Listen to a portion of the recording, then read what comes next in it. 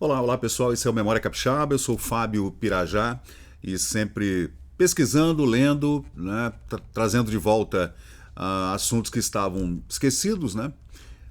É claro que se você não tem o pesquisador, o curioso, o historiador, aquele que traz de volta ah, toda aquela literatura que está dentro de livros e dentro de bibliotecas, né, a gente não consegue mexer esse fundo para que tudo isso suba até a superfície, né? A gente possa entender o que aconteceu no nosso passado, o que está acontecendo agora, no presente, e como a gente pode evitar os erros do futuro, né? Não repetir esses erros todos. Hoje eu vou trazer para vocês, gente, uma coisa bem interessante aqui, uma descrição sobre a entrada na Baía de Vitória em 1841 e também é um relato sobre toda a Baía do Rio do Espírito Santo, o Rio Santa Maria, e também as nossas ilhas, todo o arquipélago da Baía de Vitória, né, a entrada lá pelos abrolhos lá fora, né, lá nas ilhas que estão lá para além do farol de Santa Luzia, que sempre foi, né, uma navegação muito difícil a entrada nessas baías, né? Tanto na Baía de Guanabara, Baía de Vitória, Baía de Todos os Santos, todas elas são baías complicadas, porque há muitos baixios, bancos de areia, arrecifes, então sempre foi uma navegação difícil de fazer e sempre com muito cuidado por esses marítimos, navegadores, né, piratas e etc. Tanto na marinha de guerra quanto na marinha comercial, né, na marinha civil, digamos assim.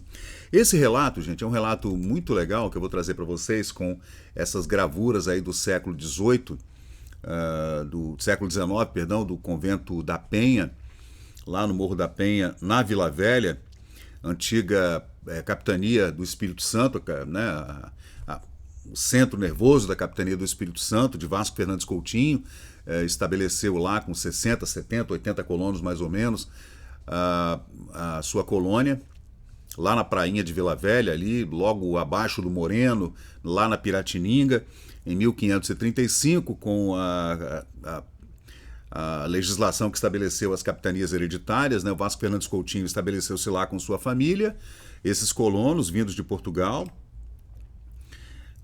E claro que o convento da Penha, juntamente com os outros marcos que são marcos naturais aqui da Bahia, sempre foram pontos estratégicos para essa navegação, como por exemplo o Mestre Álvaro, né, a enorme Baía do Espírito Santo, a Ponta do Tubarão, lá no Piraém, lá onde está hoje o Porto de Tubarão, também o Frei Leopardo, né, que é o Monte Jucutuquara, o Mochuara, lá atrás, né, na Cariacica, todos são pontos muito estratégicos. É claro, o Morro do Moreno e o Morro da Penha, onde está lá o convento lá desde o século XVI. Então, de todos esses marcos importantes da geografia da Bahia, do Rio do Espírito Santo, é claro que o convento da Penha é o único que foi erigido por mãos humanas, digamos, né? O resto desses pontos importantes para a navegação foram feitos por mãos divinas. Então a gente sempre trata com muito respeito tanto as mãos dos homens e mulheres, né, que criaram toda essa profusão de edificações importantíssimas para o nosso abrigo, né, a nossa proteção, quanto as mãos de Deus, né, que criou, as mãos de Deus que criaram todos os outros, né, importantíssimos e interessantíssimos pontos importantes para a nossa alegria e regozijo. As mãos de Deus são incríveis, né, gente? Então, o homem só se entrega a toda essa obra divina e lá coloca as suas mãos e faz as suas edificações, como, por exemplo, esse magnífico convento da Penha, nesse monte maravilhoso, o Monte da Penha, né? E eu vou trazer para vocês, então, esse relato que está aqui no Memória Capixaba, nesse álbum aqui que eu trago para vocês, chamado O Convento da Penha na Província do Espírito Santo, relato de 1843. Eu falei 41, desculpem, é 1843.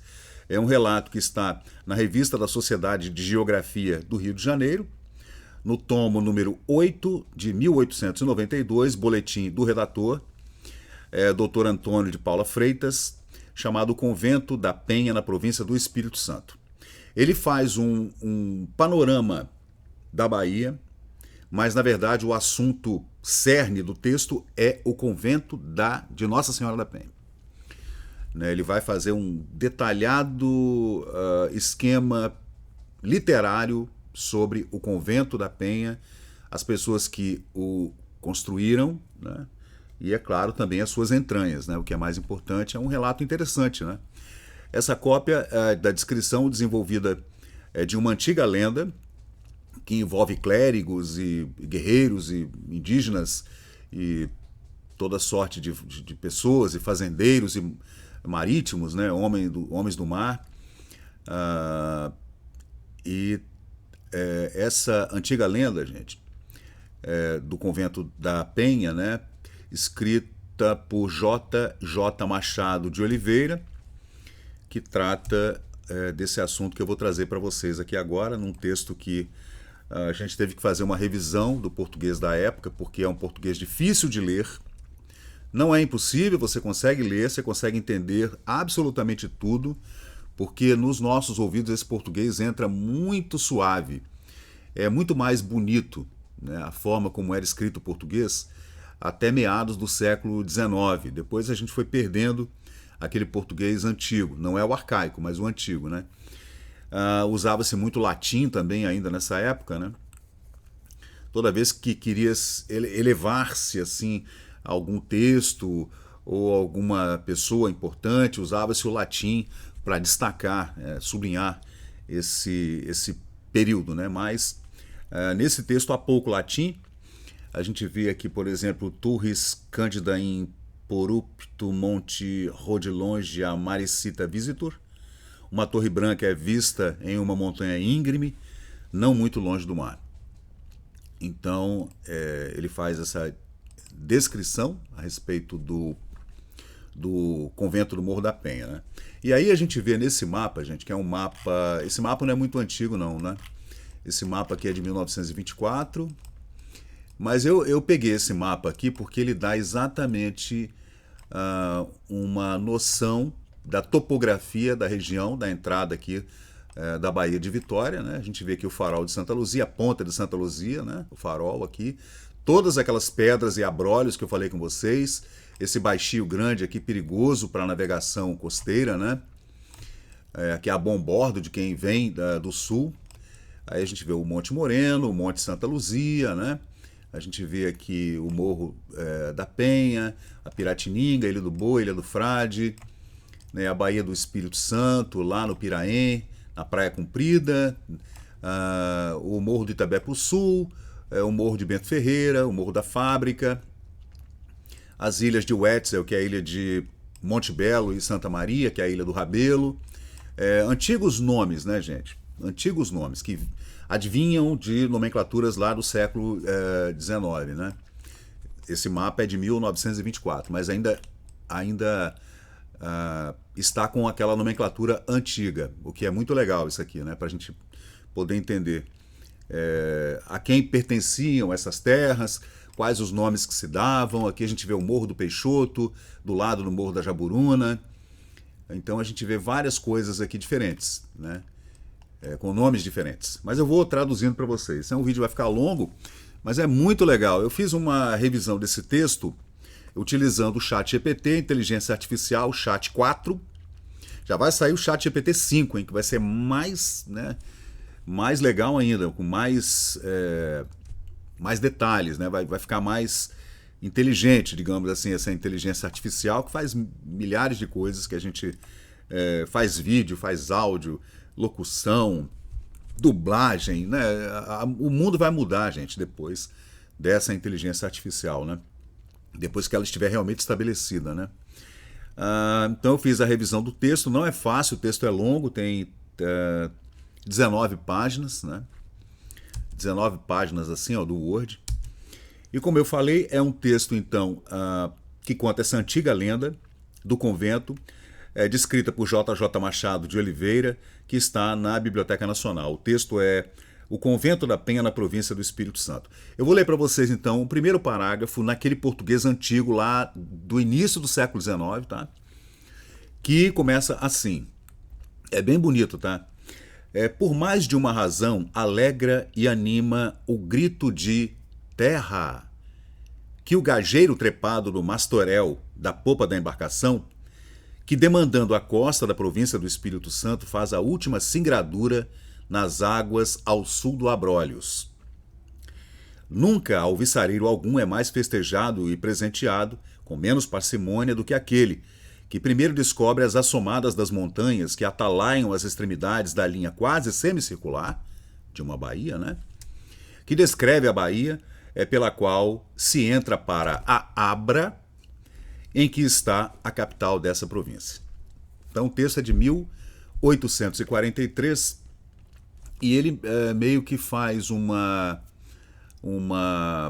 alusão à proteção que a Bahia trará a esses navegantes que vêm subindo a costa ou descendo a costa, né, do Porto Seguro ou do Rio de Janeiro, né, e que encontram na Baía de Vitória um descanso, né, dos mares revoltos, que são mares muito perigosos na costa brasileira dessa região, né? Então ele fala aqui do gajeiro que está trepado no mastarel, que é o vigia que está lá no caralho, lá no mastro principal do navio, lá onde fica o marinheiro, né, com a sua luneta, e ele grita terra à vista. Então o cara, né, ele acaba sendo o homem que traz as boas novas, ou terra à vista, né, que a gente sempre ouviu nos livros e também no cinema, né? Aí, esse é o primeiro parágrafo do texto. Aí deixa eu continuar, vou ler um segundo parágrafo aqui, ainda com o português do século XIX, né? O mar que se bate com o Cabo Frio, constantemente irritado, o mar, né? Desfazendo-se em alterosas vagas, porque este imenso promontório, eriçado de penédias, perturba o movimento regular das águas no seu fluxo e refluxo e retorce as correntes da monção. As ilhotas disseminadas pela vasta curvatura de 30 léguas de bojo, que se desenvolve entre esse cabo e as adjacências da Lagoa Feia, e que são outros tantos escolhos que ameaçam de naufrágios a navios açoitados por travessias. Que o surpreendem nesse trajeto o fundo aparcelado de São Tomé, que se abre em flor e domina uma vasta extensão inçada de perigos para a navegação costeira, e que nem sempre pôde ser evitado a tempo. E, o que é mais assustador, esse temível mar de abrolhos, que a inexperto náutico continuamente afigura que prestes roçará seu arquipélago, ainda quando para ali há a percorrer algumas dezenas de léguas.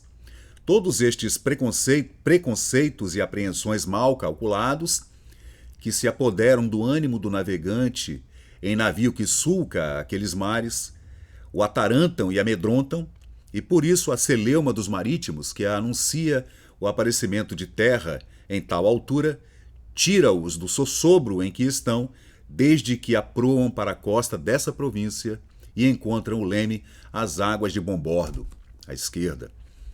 E então reluz em seus semblantes a animação pela ausência de perigo.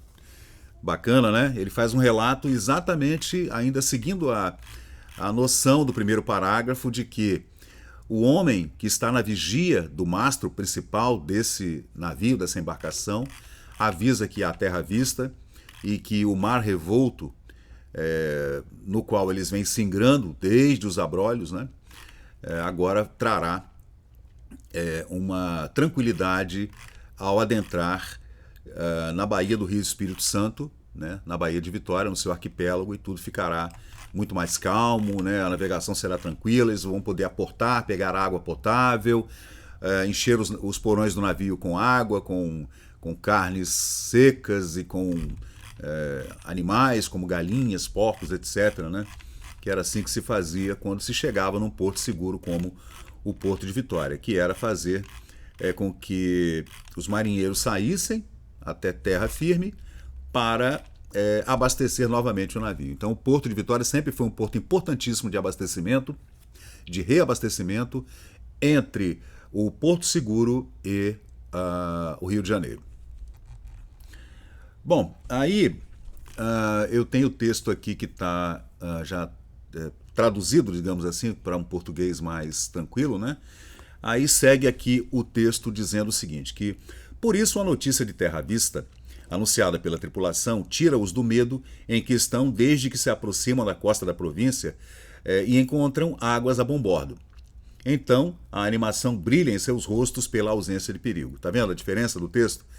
Que é um texto muito mais fluido, né, muito mais atual. Então, mas o outro texto é muito mais bonito, né? Não dá para a gente comparar. Então, quando ele trata de abrolhos, a gente pode ter uma noção de que talvez ele esteja falando dos abrolhos. Aqui é Cambori, gente, ó. Talvez ele esteja falando dos abrolhos lá no Porto Seguro, né? Ele pode estar falando também desses abrolhos aqui, como os pacotes, por exemplo, né? E esse baixio grande aqui, que são perigosos para a navegação costeira, né? Você tem que ter muito cuidado. Se bem que nessa época já estava tudo muito bem mapeado, né? Mas de qualquer jeito era uma entrada perigosa. Essa marcação toda que vocês estão vendo aqui, gente, é em braças, tá? 23 braças, 22 braças, tá vendo? Subindo aqui desde o estuário do Rio Jucu, subindo aqui, passando pela Piratininga,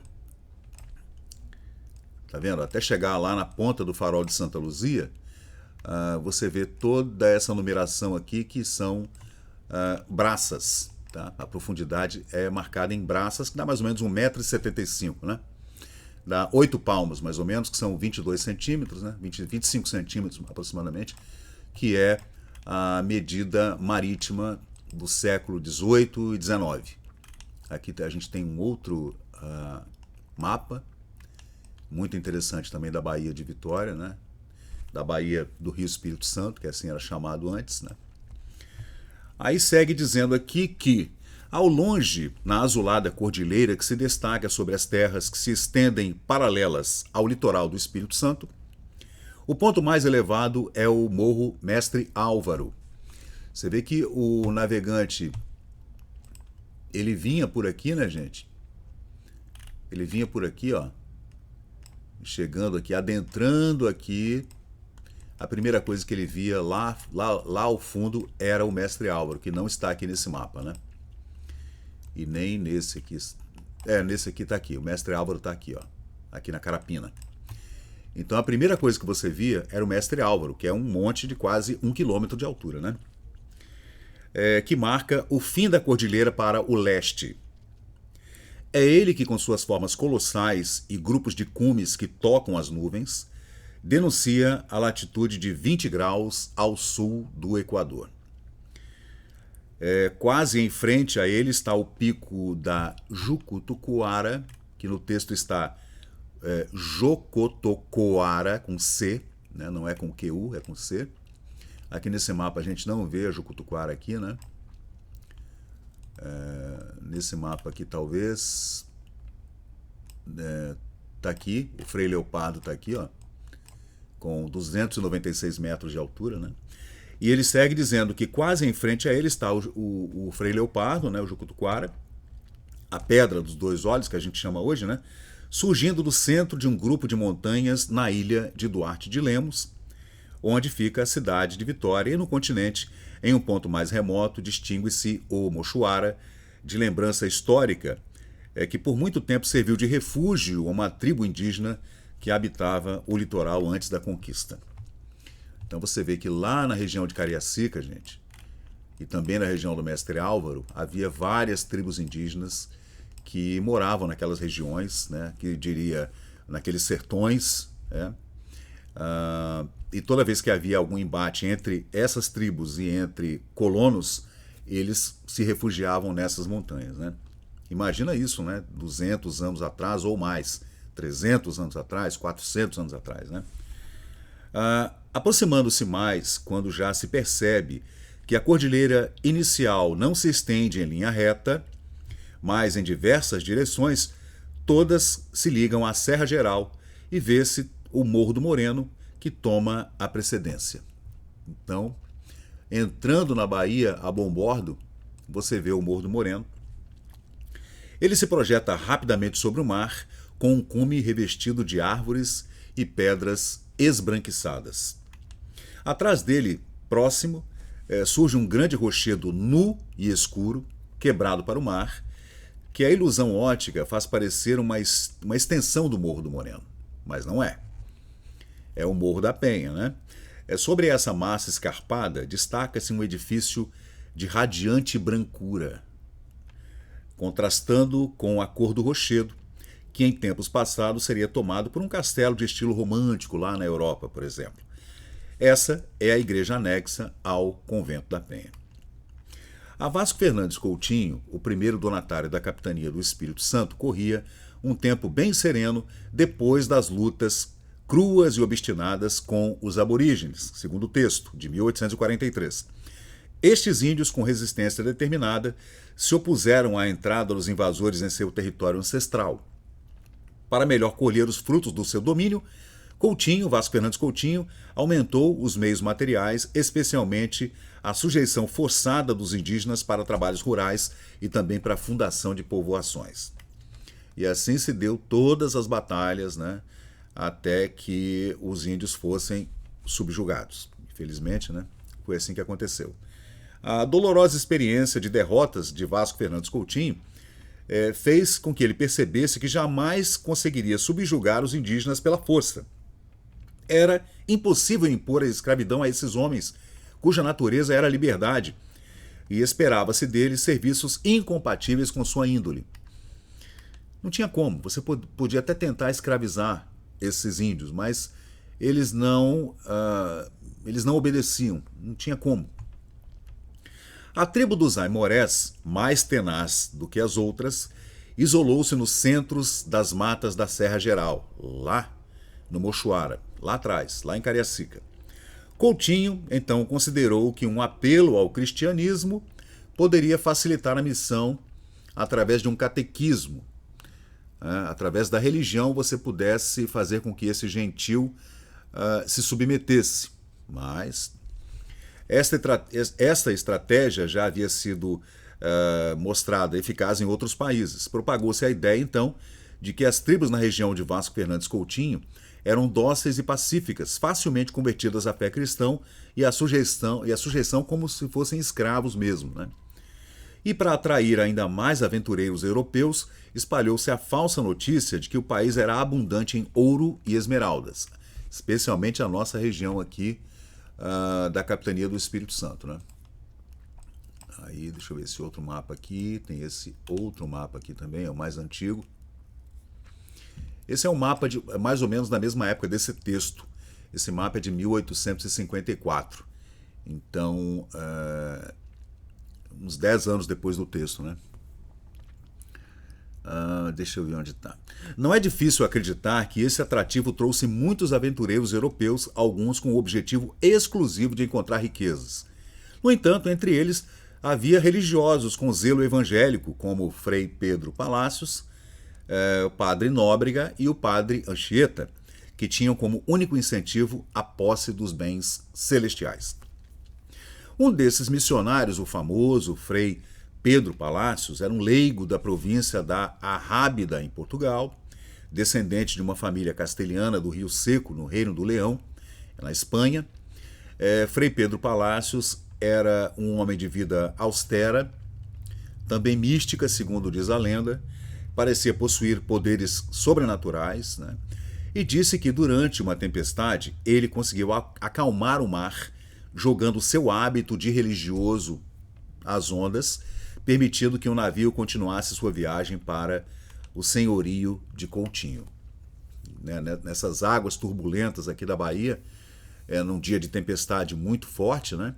Dizem, né, segundo a lenda, segundo constam lendas antigas, lá do século XVI, que ele havia jogado o seu hábito ao mar e o mar acalmou-se, né? É incontestável que Frei Pedro Palácios chegou ao litoral do território do Vasco Fernandes Coutinho em 1558, um ano antes da partida do donatário para a Europa. Havia também essa necessidade que o donatário fosse às cortes de Lisboa para prestar relatórios. Né? A lenda e a inscrição em sua lápide, examinada em 1841, indicam que ele viveu 17 anos como missionário na montanha, lá no Morro da Penha, falecendo a 2 de maio de 1575. Alguns dizem que o túmulo do Frei Pedro Palácios, durante muito tempo, ficou guardado lá no hospital principal da Capitania do Espírito Santo, né? Lá na Vila Rubim. Então, né, a gente não tem certeza disso, porque esse túmulo depois simplesmente desapareceu. Né? O missionário ficou extasiado com a paisagem da Baía do Espírito Santo, especialmente com o Morro Moreno e a Montanha da Penha. Ele interpretou essa visão como um mandato divino para estabelecer um dos baluartes da Igreja militante na América. Com esse pensamento, Palácios dedicou-se à construção do convento da Penha, utilizando recursos disponíveis na região, né? Tanto recurso material quanto recurso humano, né, gente? Naquela região havia muitos índios, então ele teve que usar essa mão de obra. O Morro da Penha está situado em uma planície que se estende até o oceano, em várzeas até o rio Jucu, o seu estuário, né? Suas encostas ao norte são quase afogadas pelo mar, formando uma curva que descreve a baía. Ao sul do Morro do Moreno, né? No Morro da Penha está a Vila do Espírito Santo, conhecida como Vila Velha, cujas adjacências se confundem com os flancos arborizados do morro. Essa povoação, que está em decadência, em 1840 mais ou menos, estava em decadência, porque a capital havia sido colocada nesse período lá, na Vila de Santo Antônio, né? Lá na Ilha de Vitória, por conta desses embates com os indígenas, né? Então, nessa época ali, ele fala dos 200 anos depois, Vila Velha estava em franca decadência e ela foi a primeira cidade, digamos, primeira vila da província e iniciou os trabalhos de colonização naquela região lá, logo abaixo do Morro da Penha. As encostas do morro são cobertas por árvores majestosas e grandes pedras de granito. Em seu cume é formado por um rochedo nu, completamente nu, com 120 braças de circunferência. Sobre essa massa ergueu-se então a igreja e o convento da Penha. Se a gente pegar aqui as medidas, gente, olha, ele fala de uma braça, que são 2 varas, né, gente? Então a gente vê aqui, deixa eu fazer o cálculo, ele fala em 120 braças de circunferência, o topo da montanha do Morro da Penha. E ele vai fazendo essa descrição detalhada, tá? Inclusive da edificação, dos cômodos, né? Muito legal, vocês vão ver. Então, são 120 braças vezes 2,2 metros, o que dá, então, 264 metros de circunferência. Aí segue o texto. Vamos ver aqui.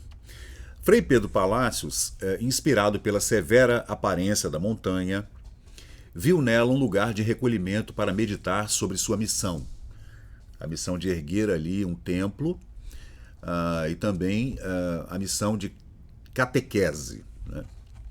Ele construiu uma pequena cabana coberta de folhas de palmeira e cercada de pedras. Nesse abrigo ele viveu, alternando entre a construção de um pequeno santuário e suas atividades missionárias. Eu fico imaginando como era a vida desses homens, né, primeiros colonizadores aqui no século XVI, primeira metade do século XVI, aqui nessa região, né, gente? Com muitos animais selvagens e indígenas em batalha uns contra os outros, tribos adversárias já de centenas de anos de briga de território entre tribos diferentes, né? Então, realmente, deve ter sido uma tarefa muito difícil mesmo. No ponto onde a encosta do morro se encontra com o mar, Palácios erigiu um pavilhão quadrangular com uma abóboda de 15 palmos de altura, suficiente para conter 4 pessoas. Nesse pequeno espaço colocou uma imagem da Virgem com o menino Jesus, que ele trouxe de Portugal e pela qual ele mantinha uma devoção incrível. Ele passava a maior parte do tempo em um vão de um rochedo, adaptado para protegê-lo das intempéries, de onde podia ver o pavilhão. Então, na verdade, ele construiu esse pequeno pavilhão, que tem aqui uma descrição. Ele possuía uma abóboda com 15 palmos de altura, mas na verdade ele vivia numa caverna, né? Então, até hoje tem lá, né, gente? Você chega, você que é visitante, vem de fora, turista, você vê lá na prainha em Vila Velha, lá onde está o 38º Batalhão de Infantaria, onde está a prainha de Vila Velha, onde está todo aquele casario antigo. Você consegue ver lá a gruta onde viveu durante muitos anos o Frei Pedro Palacios. Dizem que 17 anos, né? Durante os quais foi construído o convento da Penha. Mas lá em cima já havia uma capela, uma pequena capela. Palacios acreditava que sua missão ainda não estava completa e promovia o catecismo entre os indígenas, entre o gentil. Ele realizava excursões pelo território, confiante de que um poder sobrenatural o protegia. Inicialmente, seus passos eram incertos, mas ele logo percebeu que sua missão poderia ser bem sucedida. Envolvido então Frei Pedro Palacios pela severa fisionomia da montanha, ele sugeriu um pensamento místico começando no céu e se difundindo pelo paganismo que havia na região entre os índios, né? Que via bem perto de si, no qual se encontraria, e entusiasta das tradições deixadas pelos eremitas, enxergando nos seus aprazíveis contornos locais de reconhecimento para meditar sobre a grande obra, ele fixou ali suas vistas e firmou seus planos sobre a base de tão alto colosso, né? Desejando que sua obra tivesse a mesma consistência e elevação da montanha, e como dizendo com o divino mestre, sobre esta pedra edificarei minha igreja.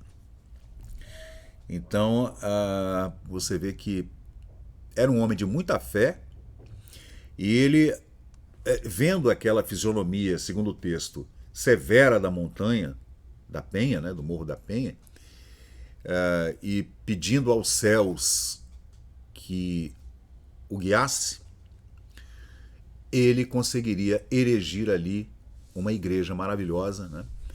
E dali ele conseguiria disseminar o cristianismo por todo aquele território gentil, né? Aí continua aqui o texto.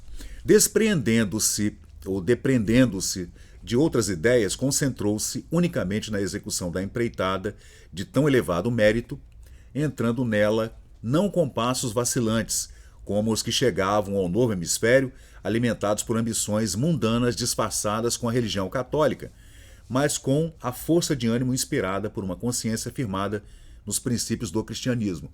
Muitos vinham para o hemisfério sul em busca de ouro, prata, diamantes, esmeraldas, pau-brasil, outras extrações, né? Ele não, ele estava imbuído da fé cristã e da religião católica. E para melhor meditar sobre os meios de iniciar essa carreira, né, essa empreitada, em que certamente encontraria inúmeros obstáculos e resistência, isolou-se dos homens, afastou-se do bulício e das distrações da vida social, e primeiro ele embrenhou-se na espessura do morro, e que tão agreste e severo se afiguraria a quem fosse menos tocado pelos pressentimentos do céu. Então ele subiu a montanha, que era uma montanha com mata virgem, não havia caminhos, então ele teve que abrir esses caminhos, né? Onde hoje a gente vê aquela estrada do convento, a antiga estrada do convento, por onde pode se subir a pé, e você poderá vivenciar essa dificuldade que foi, na verdade, né, essa subida no Morro da Penha e levar todo esse material para construir essa igreja, esse convento e todo esse santuário lá em cima do Morro da Penha, né? No ponto onde o declive mais baixo do Morro da Penha, do lado norte, se confunde com as águas do mar no litoral da Vila Velha, é um lugar pejado de grossas pedras que o mar e a mão destruidora do tempo têm corroído em sua base e posto a descoberto. Na maior e mais acessível das pedras que jazem nesse local, ainda vê-se em bom estado e consistência, feito de tosca alvenaria, um pavilhão quadrangular de abóboda de 15 palmos de altura, cujo recinto pode conter apenas 4 pessoas.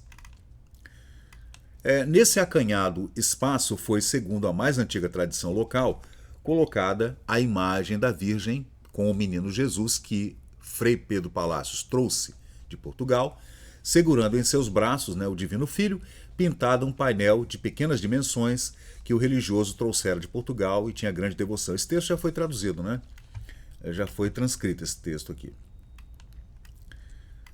Deixa eu seguir aqui.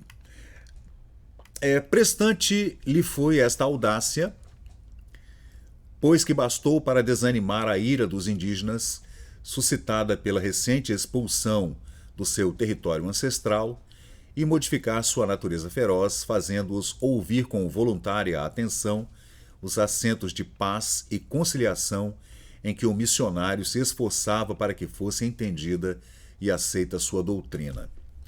Então, depois de todas aquelas batalhas, houve um arrefecimento dos ânimos entre o gentil e os colonos portugueses, intermediada essa negociação pelos jesuítas, que eram todos padres jesuítas, gente? Ele conseguiu, então, com os desígnios celestes, que fosse feita uma paz, mesmo que fosse temporária, e os indígenas começaram a colaborar com ele. A palavra fé foi ouvida e calou em corações onde antes existia uma feroz resistência graças à brandura e resignação de Frei Pedro Palacios. Ao seguir o missionário um caminho diametralmente oposto dos seus antecessores, que era a guerra, em breve viu ele ao seu redor uma multidão de neófitos submissos ao seu comando e dispostos a servi-lo. Então ele realmente conseguiu o intuito, através desse catecismo dos indígenas da Vila Velha, daquela região, e também fazendo toda essa peregrinação que ele saía andando por todas as terras, daquela região ali, da planície da Vila Velha até lá no Rio Jucu, indo até Cariacica ou atravessando a Bahia, indo à Vitória, ele conseguiu fazer com que os indígenas se sujeitassem. Palacios, então, decidiu construir uma ermida em escala inferior ao que premeditava no cume do Rochedo. Primeiro ele fez uma pequena ermida, depois é que o convento foi estabelecido, gente? O assento da montanha que serve de desgaste a esse espaçoso rochedo e onde a vegetação cessa para começar os flancos íngremes daquela inteiriça formação granítica tem, pelo lado norte, um sítio que, entrando na forma geral do arredondamento no morro, se afasta do que a natureza do seu declive deu. Você vê que o texto aqui está no português ainda antigo, É um ponto excepcional no sistema que rege esses corpos, em cuja construção entram precisamente os preceitos da teoria das exatidões. Então, ele usou a matemática nessas 120 braças, lá em cima no topo do Morro da Penha, onde não há vegetação, não havia vegetação naquela época, então ali ele conseguiu criar uma engenharia tal que se pudesse pensar em uma construção maior, muito maior do que essas pequenas ermidas que ele havia construído. Uma embaixo, lá no Rio da Costa, na Piratininga, e outra em cima, Então havia a possibilidade de se fazer uma igreja, uma ermida muito maior lá em cima no Morro da Penha.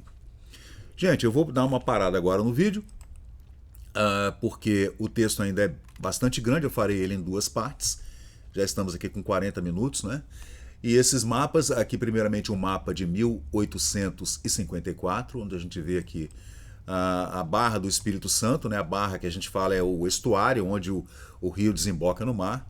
Esse era chamado Rio do Espírito Santo, hoje é chamado Rio Santa Maria, Esse mapa é de mais ou menos da mesma época do texto que eu estou lendo para vocês, que é um texto muito bacana, é um texto de J.J. Machado de Oliveira, um relato feito numa entrada aqui pela Baía de Vitória, no nosso arquipélago. Nas ilhas eram mais de 48, 50 ilhas, né? Muitas estão aterradas hoje em dia.